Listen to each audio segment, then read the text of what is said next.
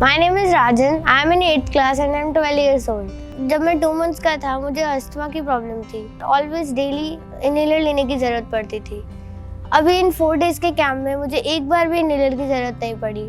कभी कभार मेरी रात को भी नींद खुल जाती थी, सांस छूटता था तब। इन 4 days के कैंप में मुझे बिल्कुल साउंड स्लीप आई और मुझे एक बार भी रात को नहीं उठना पड़ा। हॉट एंड कोल्ड फर्मेंटेशन किया, एनिमा लिया, वेट एब्डोमिनल पैक और वेट पैक लगाया और मैंने पेठे का जूस भी पिया और यहाँ के रूटीन को फॉलो करके सैलड्स खाए जो कि बहुत ही टेस्टी थे। मैं कोशिश करूँगा कि मैं इस लाइफस्टाइल को फॉलो करूँगा हमेशा और मेरे स्कूलमेट्स और दोस्तों को भी बताऊँगा। I think that I can cure this disease. Thank you analyst.